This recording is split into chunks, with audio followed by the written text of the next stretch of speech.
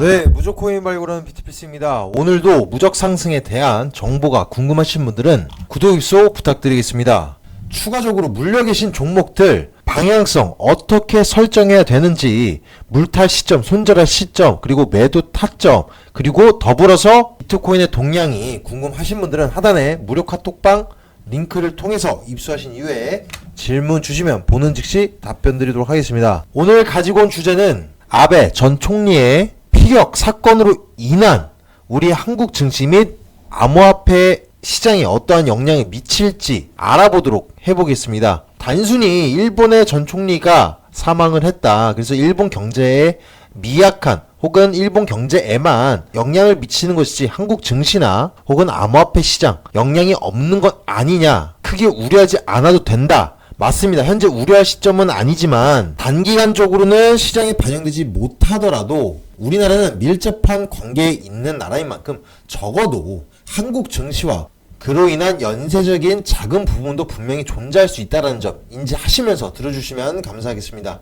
뉴스를 통해서 다 보셨겠지만 이 아베 전 총리를 띄워드린 사진 속 인물이 자신의 어머니가 큰 피해를 입었다. 그 큰 피해가 자신의 아버지가 돌아가시면서 남겨주신 이 회사에 대한 지분을 어머니가 가지고 있었는데, 이 어머니가 속해 있는 집단, 단체에 큰 손실을 입었다. 그래서 그 억울함을 호소하고자 단체 장에게 복수할 계획이었지만 만나기 어려워져서 이 아베 전 총리에게 피습을 한 사건이 되겠습니다. 그래서 이슈가 맨 처음 됐을 때 많은 분들이 찌라시가 아니냐, 거짓말이 아니냐라고 생각을 했지만 실질적으로 기사화되고 영상까지 돌아다니면서 찌라시가 아닌 실제 기사로 판명이 되었었죠. 그래서 맨 처음에는 산탄총이었다 라고 하다가 두 번째로서는 이제 경찰 당국에서는 권총으로 말을 바꿨었는데, 여기 보이시는 이 사제총기입니다. 사제총기인데 자신이 직접 만들었다, 탄환까지 직접 만들었다라고 현재 추정하고 있습니다.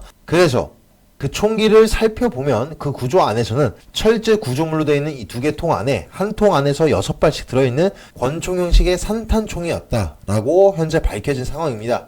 그래서 현재 단기적으로는 아까 말씀드린 바와 같이 딱히 우리 암호화폐 시장에 즉각적인 반영을 일으키지는 않을 수 있지만 연쇄적인 분명 코스피, 우리나라 한국 증시에 있어서 문제가 되고 어떤 수입 수출, 그리고 한일에 대한 무지성 반발심, 그리고 극단적인 예로 어떠한 반정부 세력의 쿠데타가 일어난다, 이런 극단적인 예까지 생각을 해본다면 당연 전 세계적으로 연쇄적인 어떤 증시 영향이 무조건 있을 겁니다. 하지만 현재 시점에서는 없다라는 점만 인지하시면서 우려성, 그래서 깊이감시 시장을 바라볼 시황적인 부분이다 라고 인지하시면 되겠습니다. 특히 지금 우리 암호화폐가 같은 경우에 7월 11일인 오늘 이번 주 선상 넘어가면서 비트코인이 하락 추세, 단기적으로 올라와 주는 듯 했으나 현재 단기적으로 하락 추세로 전환이 되었죠.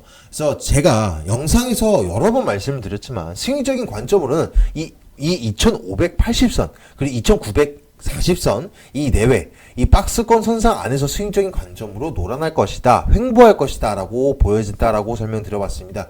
그래서 오늘 같은 경우에 마이너스 2%, 3% 괜찮습니다.